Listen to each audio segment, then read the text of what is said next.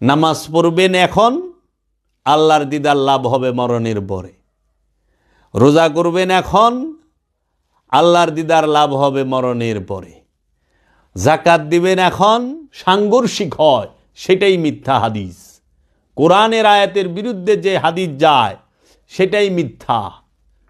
সেই উম্মতে মুহাম্মদী সাল্লাল্লাহু আলাইহি ওয়াসাল্লামের উম্মতগণ এই উমাইয়া আব্বাসিয়া রাজবংশের চক্রান্তে তাদের বেতন, তাদের কাছে বিক্রি হয়ে যাওয়া যে সমস্ত মোল্লা মুন্সি আছেন তাদেরকে খপ্পরে পড়ে আজকে মুসলমান সব বাকিতে নামাজ পড়বেন এখন, আল্লাহর দিদার লাভ হবে মরণের পরে। রোজা করবেন এখন, আল্লাহর দিদার লাভ হবে মরণের পরে। যাকাত দিবেন এখন, ফল পাবেন মরণের পরে। কুরবানি করবেন এখন, ফল পাবেন মরণের পরে।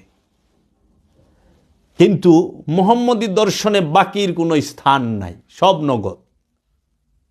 আল কোরআন সাক্ষী দিচ্ছে, এই কোরআন স্পষ্ট, কোরআন স্পষ্ট, এই কোরআনের মধ্যে কোনো বক্রতা নাই, এই কোরআন অস্পষ্ট নয়।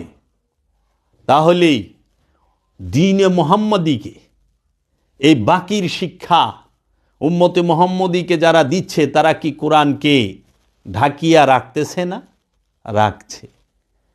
কোরআনকে ঢাকার জন্য, কোরআনের সত্যতাকে ঢেকে রাখার জন্য এই আব্বাসিয়া রাজবংশ এবং উমাইয়া রাজবংশের চক্রান্তে তাদের কাছে বিকা হওয়া আলেম উলামাদের চক্রান্তে এই কোরআনের সত্য দর্শনকে ডেকে রাখার জন্য তাহারা মহানবীর নামে অনেক মিথ্যা হাদিসের রচনা করেছে, অসংখ্য মিথ্যা হাদিসের রচনা করেছে।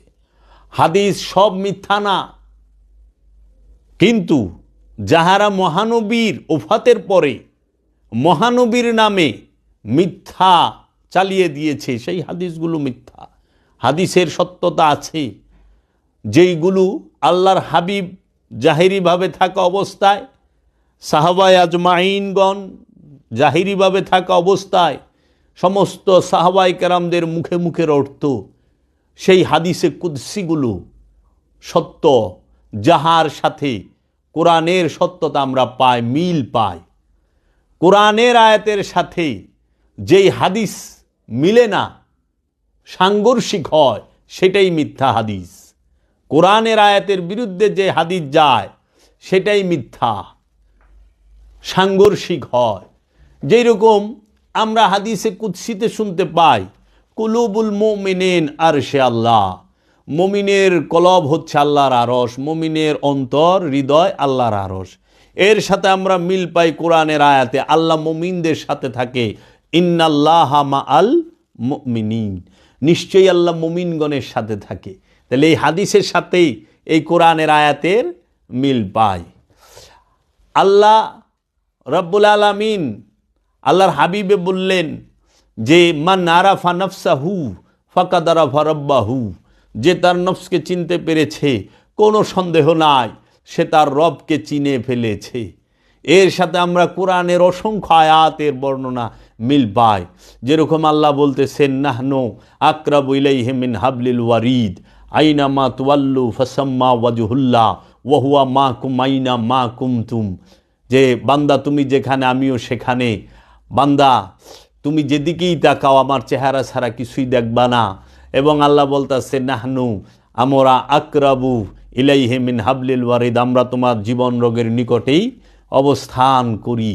এবং কোরআনে সূরা মায়দা বলতেছে ইয়া আইয়ুহাল্লাযীনা আমানু আলাইকুম আনফুসাকুম, হে আমানু তুমি তোমার নফসের খবর নাও। আবার সূরা বাকারায় বলতেছে তানসাউনা আনফুসাকুম, তোমরা তোমাদের নফসকে ভুলিয়া যাচ্ছ। তাহলে পরে হাদিসে কুদসি যেগুলো সেইগুলোর সাথেই কোরআনের আয়াতের মিল আছে। এখন এই যে মেরাজ শরীফ, আজকে শবে মেরাজ, এই শবে মেরাজে গেলেন কে? আল্লাহর বান্দা, আল্লাহর আব্দুহু। এই কথা আমার দয়াল মুর্শিদ কেবলায়ে কাবা কালান্দার বাবা জাহাঙ্গীর এবং আমি জাবের ছাড়া দ্বিতীয় এইভাবে কেউ আজ পর্যন্ত বলে নাই, এত সূক্ষ্মভাবে বলে নাই, বলতে পারে নাই। হয়তো রব্বুল আলামিন এই রহমত হয়তো অন্যকে দান করে না। এই জন্য রব্বুল আলামিনের দরবারে শুকরিয়া জ্ঞাপন করি যে রব্বুল আলামিন আমাদেরকে বোঝার তৌফিক দান করুক। দেখেন, মেরাজ শরীফে আল্লাহর হাবিব গেলেন, 5 ওয়াক্ত নামাজ পড়ে কিন্তু মেরাজে যায় নাই। কারণ মহানবী যখন মেরাজে গেছে তখন নামাজের কথা ছিলই না। এই যে মূল পয়েন্টে আমি আসব এখন। মহানবীর মেরাজ কখন? সলাতের পূর্বে, আগে। মহানবী মেরাজে গিয়ে সালাত আনেন। এটা বর্তমান সমাজের আলেম উলামাদের কথা বলতেছি, তারা যে বর্ণনা দেন যে মহানবী মেরাজ শরীফে গেলেন, আমি শুরু থেকে বললে আপনারা বুঝতে পারবেন। এই মেরাজের ঘটনা নিয়ে, মেরাজের ঘটনা সত্য, শতভাগ, কোরআনে তার দলিল আছে। কিন্তু এই মেরাজ শরীফকে নিয়ে মিথ্যা হাদিস বানানো হয়েছে কোরআনের সাথে সাংঘর্ষিক। সেটা কি? মেরাজ শরীফের প্রথমেই হাদিসটি যে মেরাজকে কেন্দ্র করে, সেই হাদিসে যায় দেখবেন মহানবীর সিনা চাকের কথা। মহানবীর সিনা চাক মানে মহানবীর হার্টকে, কলবকে, অন্তরকে তারা জিব্রাইল আমিন পবিত্র করছেন। নাউজুবিল্লাহি মিন যালিক। কেন পড়লাম? এই কারণে যে আল্লাহর হাবিবকে বলা হয় এই শবে মেরাজকে কেন্দ্র করে, যে শবে মেরাজে যখন জিব্রাইল আমিন আসেন আল্লাহর হাবিবকে মেরাজে নেবার জন্য বুরাক নিয়ে। বুরাকের বর্ণনাটা দেওয়া হয়েছে এই রকম যে বুরাকটি কেমন? মেরাজের বাহনকে বুরাক বলা হয়। রাসূল সাল্লাল্লাহু আলাইহি সাল্লাম বলেছেন, এই হাদিসে বলতেছে, ওনারা যে লিখছে, আমার কাছে একটি সাদা প্রাণী বুরাক নিয়ে আসা হয়, গাদার চেয়ে বড় এবং খচ্চরের চেয়ে ছোট ছিল। বুরাকটা কেমন ছিল? গাদার চেয়ে বড়, খচ্চরের থেকে ছোট। তখন আমাদের সমাজের কিছু কাল্পনিক মুসলমান কি করল? আমরা অনেক সঙ্গে অনেক জায়গায় দেখতে পাই, একটা ঘোড়ার মতো বানায় তার মধ্যে আবার পাক লাগায় দিছে। এখানে আপনারা অনেক জায়গায় দেখবেন, আমরা অনেক জায়গায় দেখতে পাই, যেটা বলে বুরাক। এটা আবার উড়ে এক ঝাপটা, আবার ওই যে আলেমুল্লাহ আমরা ওয়াজও করে, একটা ঝাপটা মারলে বলে 1 আসমান নাকি 2 আসমান, বলে এক ঝাপেই জায়গা। তাইলে মহানবী মা উম্মে হানির ঘর থেকে মেরাজ শরীফে গেলেন, বুরাক নিয়ে এখানে আইলো। তাইলে গেলেন প্রথমে আবে জমজম কূপে, মক্কার সামনে। তো উম্মে হানির ঘর থেকে কাবা ঘর কতটুক দূর? অল্প একটু দূর। তো বুরাক যদি এক ঝাপটায় শত শত মাইল জায়গা, হাজার হাজার, তো ওখানে তো অল্প একটু জায়গা। তো উনি কি কাইক দিছিলেন না পাক ফালাই দিছিলেন আমার জানা নাই। গবেষণার দৃষ্টি দিয়ে দেখতে হবে, যে যা বইলা দেব তাই খায় ভালাম না। আবার মক্কা মুকাররমা থেকে মসজিদুল আকসা জেরুজালেম খুব বেশি দূরে না,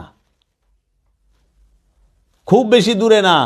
ফিলিস্তিন মক্কা থেকে 6000 মাইল দূরও না, 5000 মাইল দূরও না, 4000 মাইল দূরও না, অল্প। এতটুক দূরত্বে মক্কা থেকে বলতেছে কি মসজিদুল হেরেম থেকে মসজিদুল আকসায় রাত্রিকালীন ভ্রমণ করাইলেন। তাহলে মক্কা থেকে মসজিদুল হেরেম থেকে মসজিদুল আকসা কতটুক দূর? আরে আইটে গেলেও তো 40 দিন লাগবো না। আর মহানবীকে জিজ্ঞেস করা হয়েছে, ইয়া রাসূলুল্লাহ, মক্কা এবং মসজিদুল হেরেম এবং মসজিদুল আকসার দূরত্ব কতখানি? তখন আল্লাহর হাবিব বলছে 40 বৎসর।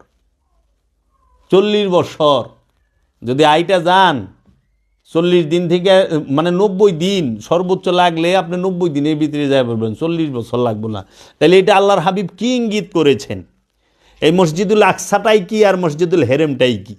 মুসলমান গবেষণা করবে সাধনার মাধ্যমে, রিয়াজতের মাধ্যমে এইটা, যে এই মসজিদুল আকসা কাকে বলে, মসজিদুল হেরেম কাকে বলে।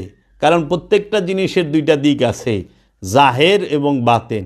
জাহেরি মসজিদুল হেরেম আছে, বাতেনি মসজিদুল হেরেমও আছে। জাহিরি মসজিদুল আকসা যেরকম আছে, বাতেনি মসজিদুল আকসাও আছে। এইখানে ভ্রমণ করতে হবে। তো এখন উম্মে হানির ঘর থেকে সর্বপ্রথম মহানবীকে নেওয়া হয় কোথায়? জমজম কূপের এইখানে। আমরা যে বর্ণনা পাই সিনাচাক করে বলে যে জিব্রাইল আমিন সর্বপ্রথম ওপেন হার্ট সার্জারি করে, বুক ফাইরা হার্ট বাড়ি করে দয় কি দিয়া? জমজম কূপের পানি দিয়া পবিত্র করে। মানুষের বিবেক, মানুষের বুদ্ধি এত লোপ পাওয়া গেছে।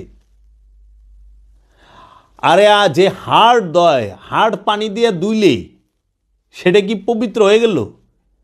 এই হাড় আর কলব কি এক? হৃৎপিণ্ড আর কলব কি এক? তাহলে আমাদের দেশের না, সারা ওয়ার্ল্ডের বড় বড় বাটপারে গো, বড় বড় বাটপারে গো ওপেন হার্ট সার্জারি না, হার্ট ব্লক হয়ে জায়গা ওপেন হার্ট সার্জারি না। এই দেশ হোক, ভারত হোক, পাকিস্তান হোক, আরব হোক, এই দেশের বিশ্ববিখ্যাত বাটপার কিনার ওপেন হার্ট সার্জারি হয়। হার্ট বাইর করে থাইলায় থাইলায় রাখে, তো ডাক্তাররা জমজম পানি দিয়ে দিলে তো পবিত্র। হার্ট ধোয়া যায়, কলব ধোয়া যায় না, কলব পানি দিয়ে ধোয়ান যায় না, কলব পবিত্র কোনোদিন পানি দেওয়া হয় না, তা আবার জমজম কূপের পানি। এখন প্রশ্ন হইল, আল্লাহর হাবিবের সিনা মোবারকে হাত দেবার মতো ক্ষমতা কি ফেরেশতাদের আছে? এক নাম্বার প্রশ্ন, নাই। কারণ আল্লাহর হাবিবের তাজাল্লি ফেরেশতারা সহ্য করতে পারবো না। কারণ কোরআন মতে ফেরেশতারা হচ্ছে সিফাতি নূরের তৈরি, আর আল্লাহর হাবিব সরকার দু আলম আবুল কাসেম মোহাম্মদ সাল্লাল্লাহু আলাইহি ওয়াসাল্লাম স্বয়ংভূ, স্বয়ং জাত নূর। তিনি এই জাত নূরকে সিফাত কিভাবে স্পর্শ করে?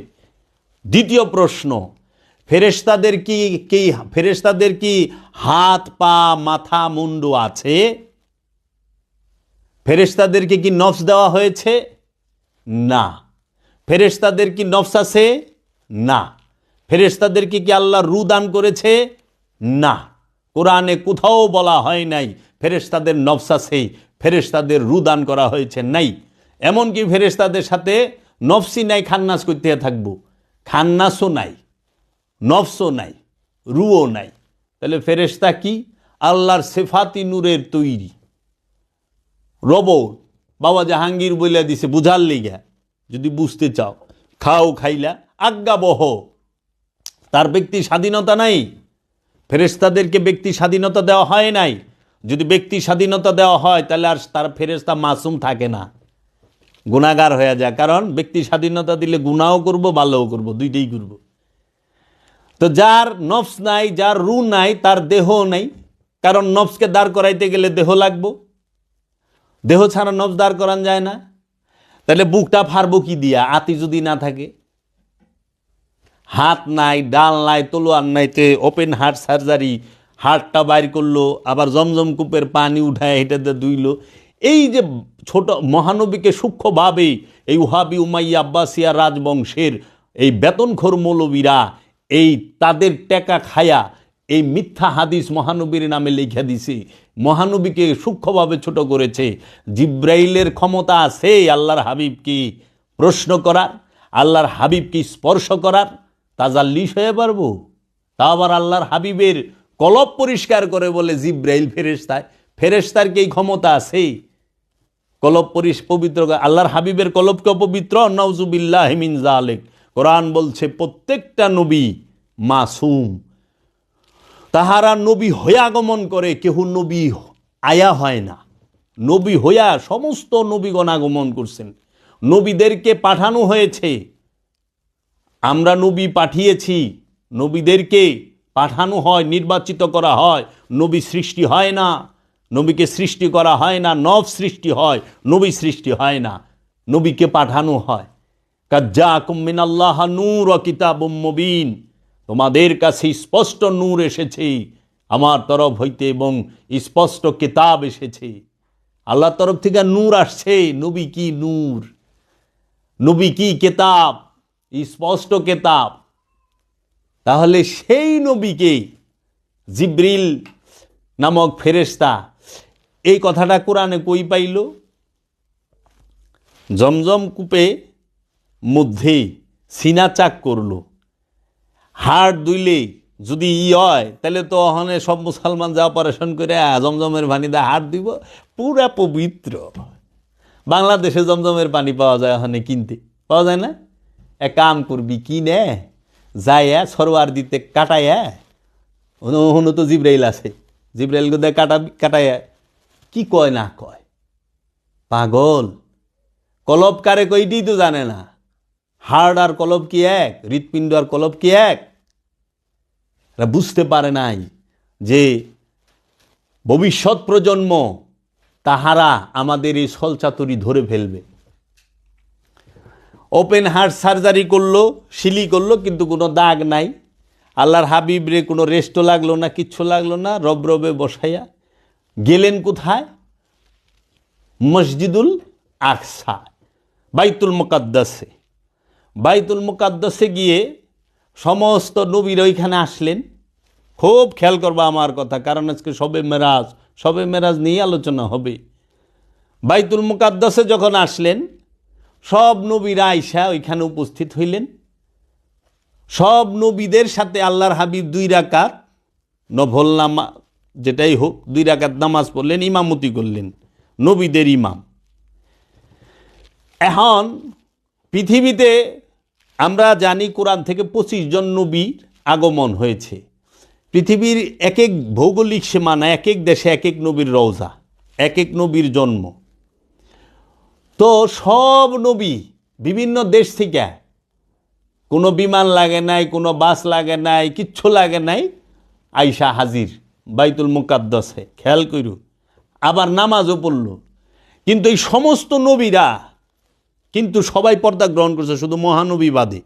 মহানবী ছাড়া আর 24 জন যে নবী, সবাই ইন্তেকাল করছে, দেহ ত্যাগ করছে। দেহ ত্যাগের পরে সব নবীরা মসজিদুল আকসায় আইতে পারলো, বাইতুল মুকাদ্দাসে, এবং সশরীর আইলে। এবং ওনারা দেহ ত্যাগের পরে, ইন্তেকালের পরে নামাজও পড়ে। খেয়াল করু, ওরা যে বানাইছে, মানে সিস্টেমটা, মরণের পরে নামাজ আছে রে বাপ। সাধারণ মানুষ মারার পরে তো কোনো নামাজ নাই। ওখানে নবী গো নামাজ পড়ায় ছেড়ে দিছে ইন্তেকালের পরে। নবীরা তো ইন্তেকাল করে না, কিন্তু ওহাবি গো বর্ণনা, ওহাবি ধরা খাইছে না, এই উমাইয়া আব্বাসিয়া ধরা খাইছে না, যে ইন্তেকালের পরে নবীরা নামাজ পড়ে কেমনে? তাও মসজিদুল আকসায় আয়া, বাইতুল মুকাদ্দাসে আয়া 2 রাকাত। আচ্ছা, সবাই নামাজ পড়ল, মহানবী ইমামতি করল। মহানবী যে নামাজ পড়ল, এই নামাজটা ইমামতি করল, নামাজের প্রয়োগ পদ্ধতি সেটা কেমন ছিল? আর সকল নবীরা মহানবীর পিছে নামাজ পড়ল কেন? গবেষণার বিষয় আছে না, জানার বিষয় আছে তো, এর পিছনে হাকিকত কি। কিন্তু দেখো, এই ওহাবিরাই মহানবী যে মিলাদে হাজির হয়, তুমি যদি দাঁড়াইয়া বলো ইয়া নবী সালাম আলাইকা, ইয়া রসুল সালাম আলাইকা, ইয়া হাবিব সালাম আলাইকা, তখন ওহাবি কইব এটা তো শিরক, এটা তো বেদাত, এটা তো নাজায়েজ। কেন নাজায়েজ হুজুর? নবী তো ইন্তেকাল করছে, মারা গেছেন, নাউজুবিল্লাহি মিন যালিক। উনি তো আসতে পারেন না, উনি তো হাজির নাজির উপস্থিত না, আপনারা দাঁড়ায় সালাম দেবেন কে? ওহাবি ঠেটার গোষ্ঠী, খারিজি ঠেটার গোষ্ঠী, এরা কিন্তু এই উমাইয়া আব্বাসিয়ার পাঁচাটা গোলামেরা কিন্তু দাঁড়ায় কিয়াম করব না, সালাম দিব না। মাত্র 1400 বছর আগে আল্লাহর হাবিব দেহ ত্যাগ করছেন, সবচেয়ে লেটেস্ট নবী, সর্বশেষ নবী, মাত্র 1400 বছর। কিন্তু মহানবীর আগমনেরও হাজার হাজার বছর আগে বাবা আদম সে উপস্থিত হয়েছে, নূহ নবী উপস্থিত হয়েছে মসজিদুল আকসায়, ইয়াহিয়া নবী, ইদ্রিস নবী, সুলাইমান নবী, দাউদ নবী, ইউসুফ নবী, ইয়াকুব নবী, জাকারিয়া নবী, ইয়াহিয়া নবী, সমস্ত নবীরা, মুসা নবী, ঈসা নবী সব নবী উপস্থিত হয়ে পারলো সশরীরে মসজিদুল আকসা মসজিদুল হেরেমে 2 রাকাত নামাজও পড়া পারলো রসুলের সাথে, এবং পৃথিবীর বুকে, খেয়াল করো, পৃথিবীর বুকে মসজিদুল আকসা সেইখানে সশরীরে আসলো, নামাজ রুকু সেজদা সব করলো। কিন্তু আল্লাহর হাবিব আশেকের মিলাদে হাজির হইতে পারে না। আশেকে সালাম দিলে, সালাম দিলে আমরা হজ করবার গেলে যদি কে আসসালামু আলাইকুম যায় সামনে এখানে এল্লা লালা এল্লা রুহে না মাফি এল্লা রো রো রো কালাম আল্লাহ আল্লাহ এমনি দেখায়। এই মদিনা শরীফে গেলে আমি যাইছি ওহাবিরা খারা রয়েছে কতটি বেতন ঘর মৌলবি এমনি দেখায়। তাহলে মসজিদুল আকসায় সব নবীরা উপস্থিতি 2 রাকাত নামাজ পড়ছে, এইটা ওহাবির মানতে কোনো কষ্ট হয় না।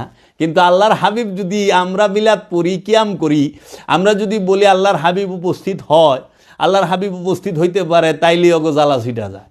সেটা না রে, প্রতিবাদ করে না, বিরোধিতা করে না, আবার টিটকারিও করে।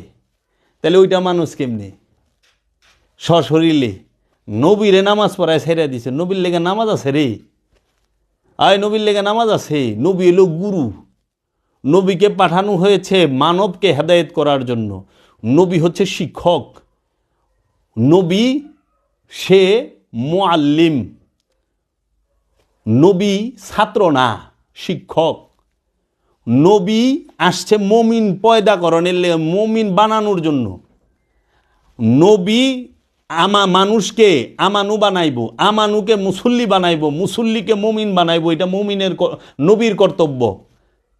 আর মুমিনে কি করব? মানুষকে আমানু বানাইব, মুসল্লি বানাইব এবং মুমিনে পরিণত করে দিব। কোরআন, আল কোরআন, কোরআন দর্শন, এটা তো মিলে। কিন্তু এরা যে আজগবি শরীফের এই কথা কয়, কিন্তু মিলে না। তারপরে 2 রাকাত নামাজ পইরা আবার ওইখানে কি করলেন? রব রে বানলেন মসজিদুল আকসার, মানে বাইতুল মুকাদ্দাসের যে দরজা ওইটার সাথে, কারণ বুরাক যদি আবার সুইটা জায়গা হইনু। আল্লাহর হাবিবের দিদারের লেগা আল্লাহ নিজে ডাকে, আর হে আল্লাহর হাবিব রে যে বাহন লয়ে গেছে হেরেও বাইন্দা রাখন লাগে, আমার বুঝে খাটে না। আচ্ছা বাইন্দা রাখছে। তারপরে আবার এই নামাজ পইরা সবার উপস্থিতিতে গেলেন কোথায়?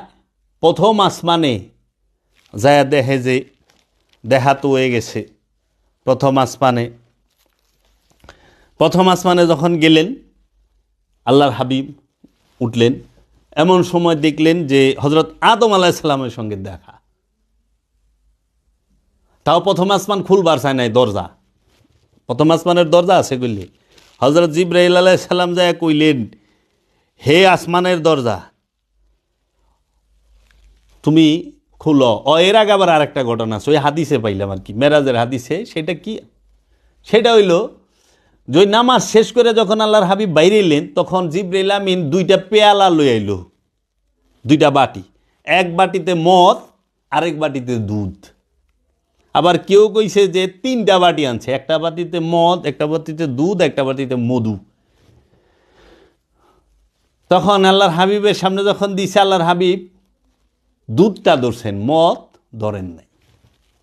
তখন জিবরাইল আমিন আবার কইল, ওই জিবরাইল ফেরেশতা, সে কইল যে এটা আপনার স্বভাব। আরে আল্লাহর হাবিবের আগমন না হইলে জিবরাইলের সৃষ্টি হইতো না, পয়দা হইতো ফেরেশতা। তা আল্লাহর হাবিবের নূরে ফেরেশতার তৈরি, মাখলুক তৈরি। আউয়ালুনা মুহাম্মদ, আউসাতুনা মুহাম্মদ, আখেরুনা মুহাম্মদ, কুল্লানা মুহাম্মদ। আদি তো আমরা মুহাম্মদ, মধ্যখানে আমরা মুহাম্মদ, শেষে আমরা মুহাম্মদ, সর্বকালে আমরা মুহাম্মদ। সেই মুহাম্মদ সাল্লাল্লাহু আলাইহি ওয়াসাল্লামের লেগে ফেরেশতায় বলে এক পেলা মদ লয়ে হে, এক পেলায় দুধ লয়ে হে। এত বড় আল্লাহর হাবিব পরীক্ষা করে, ফেরেশতা আল্লাহর হাবিবরে পরীক্ষা করে। এটা তো পরীক্ষা যে সে কোনটা ধরে, পরীক্ষা করে। উনি দুধই ধরলেন, মদ ধরলেন না। আরে বাবা রে বাবা, শুনছা? ফেরেশতায় মদ লয়ে, হাত পাও নাই, কানা, ছেলের নাম পদ্মলোচন, চোখ নাই, চোখ কানা, হ্যার নাম বলে পদ্মলোচন। সারাদিন বড় মিশা কথা কয়, হ্যার নাম হলো সিদ্দিক। সারাদিন বড় ভিক্ষা করে খায়, তার নাম রাখছে বাদশা মিয়া। আচ্ছা, আমাকে এলাকায় বাদশা মিয়ার মায় ভিক্ষা করতো। কেরা আইছে? বাদশা মিয়ার মায় আইছে ভিক্ষার লিগে।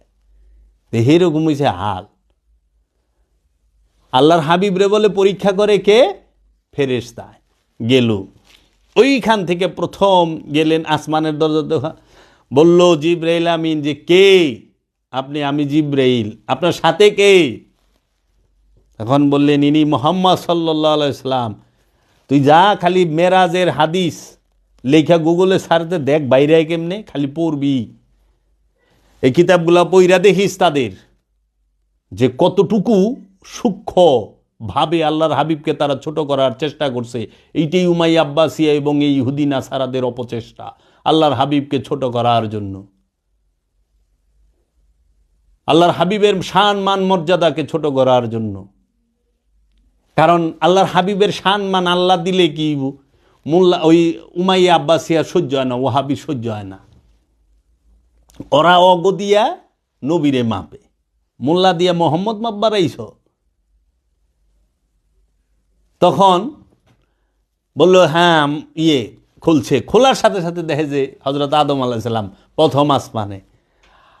আদম নবীর সাথে দেখা, তিনি বললেন মারহাবা। মারহাবা হালেন সাহালেন, ঠিক আছে। পরে কল্যাণের জন্য আল্লাহর হাবিবের দোয়া করলেন আদম নবী। আদমের বাপ হইল মহানবী। আদমের বাবারও বাবা, কাবারও কাবা, কাবার কাবাকে মহানবী, বাবার বাবাকে মহানবী। তা আদম নবী মহানবীর কল্যাণের লেগে দোয়া করলো। মহানবীর কি কল্যাণ হবো যে রাহমাতাল্লিল আলামিন? রাহমাতাল্লিল আলামিনের লেগে কল্যাণের কোনো দোয়া আছে রে? কহ কি শিখায়? তোরা কি শিখবি? তারপরে দ্বিতীয় আসমানে গেলেন। দ্বিতীয় আসমানে দেখা হইল হজরত ইয়াহিয়া আলাইহিস সালাম ও হজরত ঈসা আলাইহিস সালাম দুইজনের সাথে। এরা সবাই সশরীরে আছে ওইখানে।